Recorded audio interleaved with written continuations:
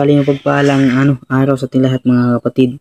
Ako ay magbabahagi ng kaalaman pagdating sa lihim na karunungan. Ito ay pamamaraan ng aral ng debosyon. Ito ay panggagamot kahit malayo lamang, no.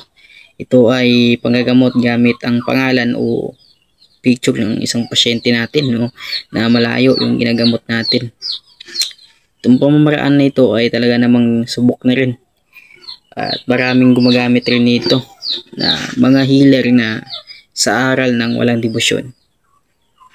So yun, no. Kapag po'y pangalan ng po ang pinasa sa inyo, sulat nyo po ang pangalan niyan sa papel.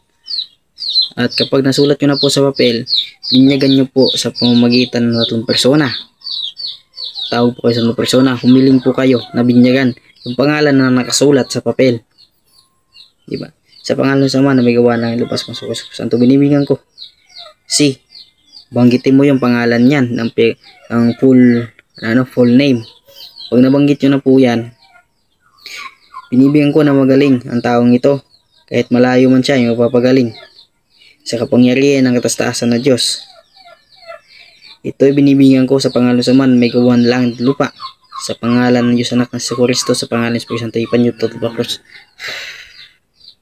So, kapag po'y nabinyagan nyo na ang pangalan o nausalan nyo na ng tatlong persona, dyan nyo na po ipasok yung pambaklas. Ano ba yung pambaklas? Tatlong A ng Roma at basag, harap at likod ng San Benito. Kapag po'y naihip nyo na po sa pangalan o sa papel na may pangalan ng pasyente, ay lagyan nyo po ng pamilin. Tawag po kayo sa gabay. Anong pangalan ng gabay nyo? Kaibigan, baklasin mo nga ang sakit ng taong ito. Kahit siya ay saan man naroroon, baklasin nyo po ang sakit ng taong ito. Ipan nyo tatapakros. Tawag ulit sa itong persona.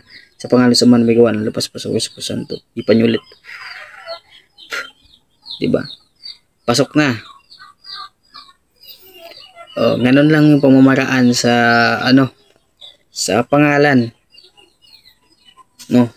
Ganun lang po yung pamamaraan sa pangalan o paano gamutin sa pangalan gamit ang aral ng walang debosyon. Kapag naman ay picture lamang inesend sa inyo, kung dyan na po sa cellphone ninyo, yan po ay mas mainam na buksan nyo muna yung cellphone gamit ang tatlong persona. Halimbawa, nandito na yung nasa picture na, binyagan nyo po yan. Tawag po sa persona. Sa pangalan sa man may gawa ng lupas Santo, binibigyan ko ng buksan ang picture nito upang gamutin ang taong ito. Ito'y binibigyan ko sa pangalan sa man may gawa ng lupas masuk sa Santo. Ipan mo tatlo cross. O, diba? Tapos nabuksan mo na yung picture o nabuksan mo na yung cellphone mo para ang iyong panggagamot ay dumidirekta sa picture. So, nabuksan mo na. Papasok mo na yung pambaklas doon. Diba? Kapag napasok mo na yung pambaklas, bigyan nyo ulit ng pamilin. Diba? Binibigyan, kaibigan, baklasin mo nga ang sakit ng taong ito. Kahit mo sa saan naroroon. Baklasin mo ang sakit nila. O sakit niya. Ito binibigyan ko sa tatlong persona. Binibigyan mo sa tatlong persona, diba? Ito binibigyan ko sa itong Ama na may gawa ng lupas pasok sa Santo. Ipan nyo tatlong cross. Nabinyagan mo na. Nagamot mo na. So, ano po bang gagawin? Hindi sasara natin. Sasaraduhin yung video o picture. Sasaraduhin mo yan. Tawag ulit sa itong persona. Sa pangalan sa man na may gawa ng langit at lupa. Sa pangalan sa Kristo mga Santo. Binibigyan ko na masara ang picture na ito. At mapagalingin ang sakit ng taong ito. Ito ay binibigyan ko sa pangalan sa man may gawa ng langit at lupa. Sa pangalan sa Kristo mga Santo. Hipan yung tatlo ba cross. So, wala na. Baklas na. So, tatanungin mo siya kung pantay na ba yung kamay niya.